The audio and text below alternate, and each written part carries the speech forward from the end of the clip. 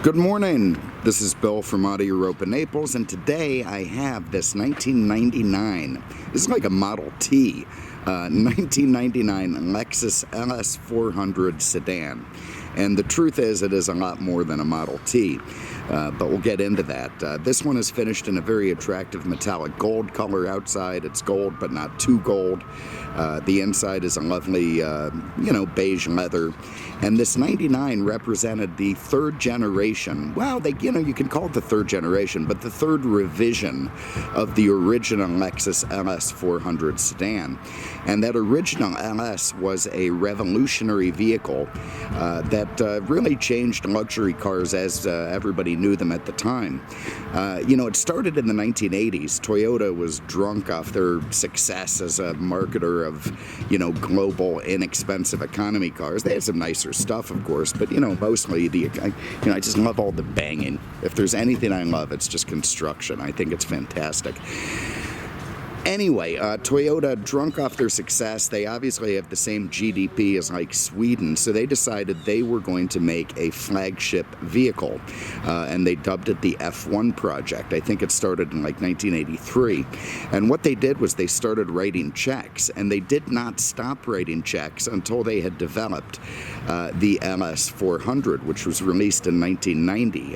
The 89 came out as a 90 model year car, and they had spent over $1 billion putting it together, and it showed. They took Mercedes-Benz and BMW and Audi by storm. They stole some of their customers. They really altered the way that people thought of these things. You could even buy a really decked out, Lexus LS sedan for about 35 grand back then, which was significantly lower than the German makers, while turning in much of the same luxury and possibly even more quality. So it really did change the way people did things. You can see the styling of this car is fantastic. Again, this original LS was such a special vehicle, and this one brings you sort of a new front fascia on it. The fenders, the hood, the headlights are all a bit different. The taillight treatments, the wheels, under the hood, a whole bunch of, suspension tweaks and ride tweaks and softer leathers inside. It had gotten a lot more expensive by the time this car came out, more in the $55,000–$60,000 range. So, anyway, you can see it's just a sweet looking piece. Let's get into it a bit. Still getting some mist even on this cooler Florida morning. See if I can find my way in the trunk. Okay, so, not a very exciting trunk, just a big trunk, a nice trunk, everything that you need to have in there, including your floor mats. It's got some sort of a Lexus, accessory pad on there covering the actual trunk carpet. Over here, I shudder to think, what do we have here? That's where the battery goes or something. It's got this little pull-out toolkit, which I haven't done. Look at that, it's all pretty much there. Sometimes you open those things and just something like a bunch of spiders are going to run out of it and it's all empty or rusty. So nice to see that the toolkit is actually in good shape. Also like the way it slides in there if you do it correctly. Very, very cool stuff. That is the only thing I like more than construction sounds, is the beeping backup. Alright. Oh, that's the trunk again. Let's have a look under the hood. So one of the complaints about the LS400 when it first came out is that even though it was V8 powered and terrific in every way, the engine was a little bit anemic. So Toyota addressed that in this model year, actually the year before, 98. They added a VVT technology to the engine. They, increased airflow, input, output, changed the tuning somewhat, and bumped it from 250 all the way up to 290 horsepower. Turned it into, a bit more of a performer. The thing sounds like an NSX under full throttle. And that's just something the original engine did not have. You can see everything under here neat, proper. This is a kind of low mileage, one owner Naples kind of vehicle where everything's just mint and nice, and you can see everything real good there. But heaps of technology packed under the hood, and pretty cool stuff all around. You know, one could argue that this was kind of the ultimate incarnation of the W126 S-Class. Now, I know that's going to be like traitorous talk to some people, but it's basically the car that this thing was modeled after. You can see the lower cladding, the sort of subtle lines of it. You know, when the 140 came out in what year did that come out? 92, I suppose. It was kind of a big, bloated, you know, sort of overdone piece, and Lexus had kind of gone the opposite direction. It very convoluted. I suppose if you married a W126, you know, like a 560 SEL and a town car, you'd come up with this Lexus LS400. It's kind of got the same vibe as both. It kind of takes the best from both. The only thing I would give the Mercedes credit for is having a bit more soul. Okay, in the back, you can see all the beautiful expanses of soft leather. Really, really soft. For this year, they softened all the plastics and materials, the beautiful rich wood in there. They just made it all, you know, that much more luxurious. They really wanted to drag over some more Mercedes and BMW customers, and they did.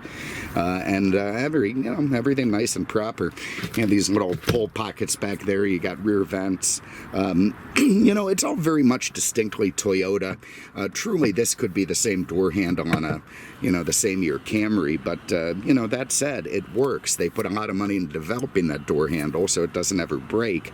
And that is part of what makes these cars so fantastic, is they go for miles and miles and miles. They don't really put up any fuss, and they just keep doing what they're supposed to do. Like the flush door handles. They also have a very neat double pane glass to keep the noise down in the cockpit, which is virtually silent. You feel like you're in a Tesla in one of these. Again, you can see the very nice treatment, the fit and finish, the quality. You know, it is not the same as the Germans, there's no doubt. You get in a 126, it's much more handcrafted and beautiful. But this is a good approximation of it, while at the same time being absolutely indestructible. Beautiful leather. I really have to say, Lexus did do nice stuff with their leather in this year. Okay, now this was one of the things that Lexus sort of innovated that really blew people away. And it was this, as I drop the keys, it was this rather cool instrument cluster. Needles, then the gauges, and then, you know, the beeping. It's like something out of Star Trek, and when that came out in 1990, nobody was doing that. There just wasn't anything that looked like that. It was one of the really distinct features on this car. And the fact that this car still feels so current today, you know, you get in it and, you know, that gauge cluster really could be just a couple of years old. It doesn't have to be from, you know, 19 years ago.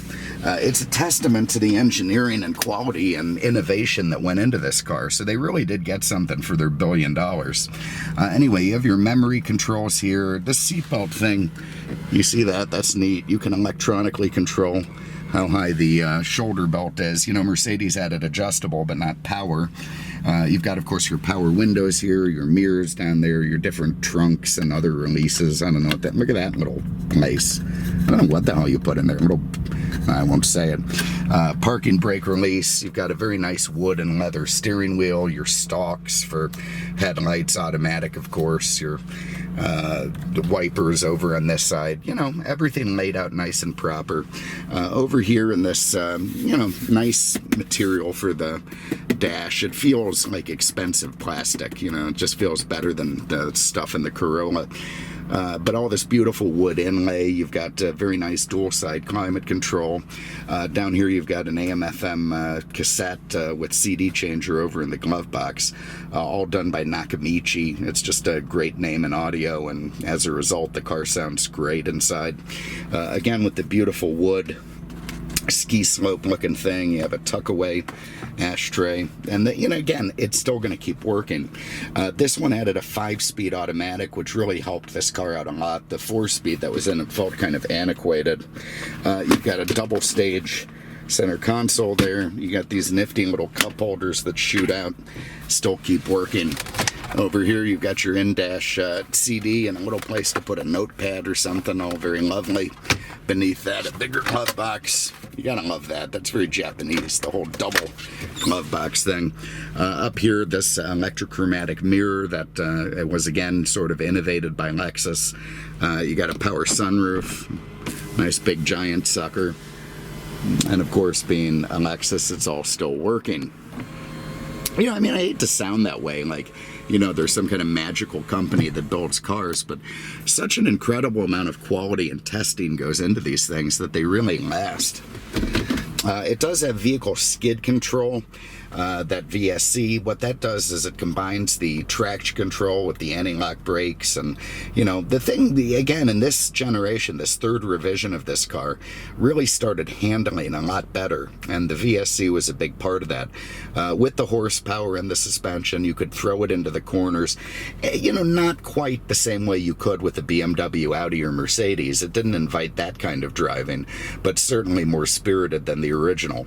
Again, sort of combine a 7 Series with the town car, and that's what you got. You got freezing air conditioning coming at me, all very nice. You got heated seats over there. I tell you, this is a fantastic cruiser. Make a great highway car. And just a slight, you know, a suggestion of a V8 rumble from under the hood. This is all a very dangerous spot. I feel like we're going to crash.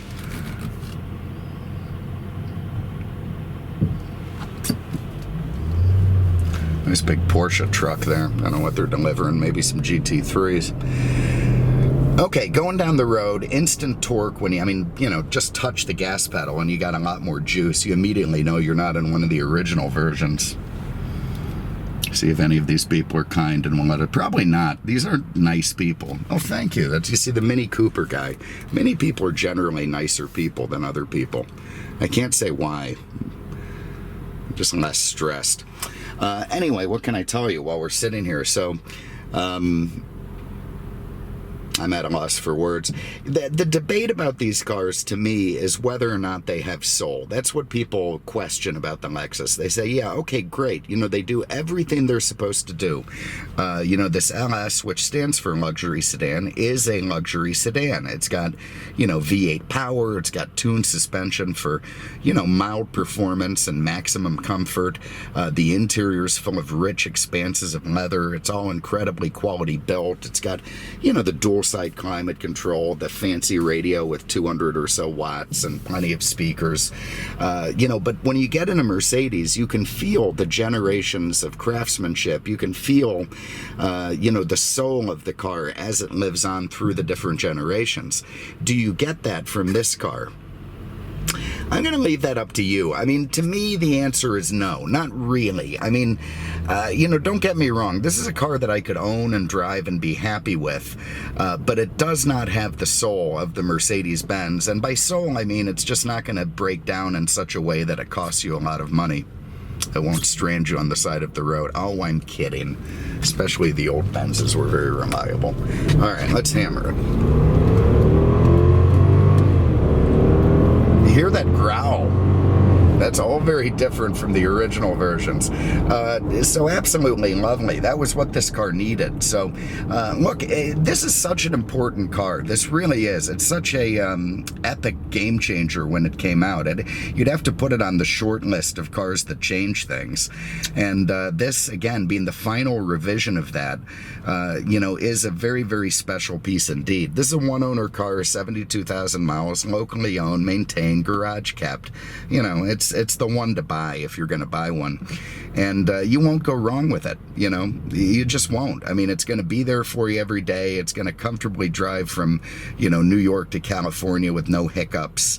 It's, you know, incredibly smooth, silent, luxurious. It really detaches you from the road in a way that other cars just don't, while still giving you a modicum of, you know, sort of drivability where you feel like you're operating a machine. So, you know, it has that over the town car, and, you know, it detracts a little bit from that in terms of BMW or Mercedes, but does add that sort of cushiness that some people are looking for.